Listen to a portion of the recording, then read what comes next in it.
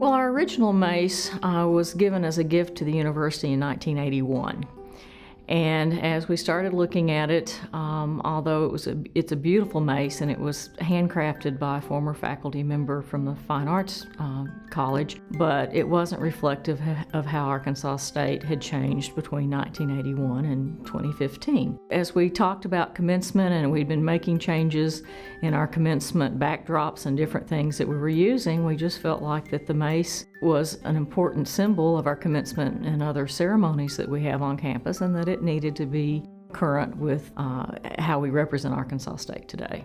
Well, I've never heard of a university doing a project like this. The engineering department was involved and they did three-dimensional models.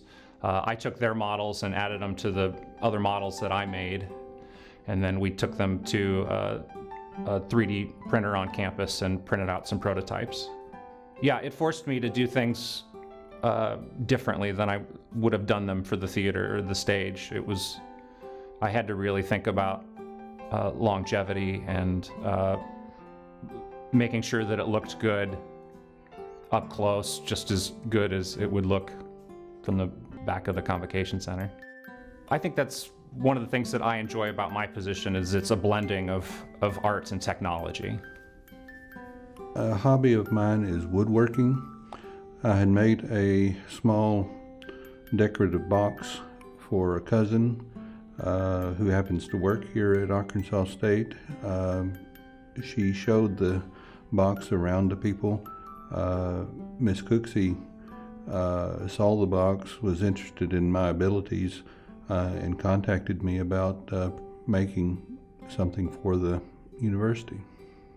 Whenever they approached me regarding this project, there were a couple of themes that were discussed, particularly the idea of the arch that's on campus. That was one of the main themes of the university that it was going to.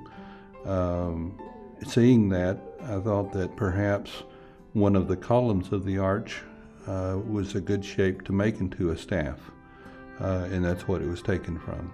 It's sort of interesting because there were a lot of players involved. We had engineering students involved. Not only Dr. Stubblefield, but alumni in terms of our staff had creative ideas and so forth that helped with the drawings and us figuring out how the pieces needed to go together. We even had some input from some recently graduated students that was more familiar somewhat with the 3D printing aspect and such.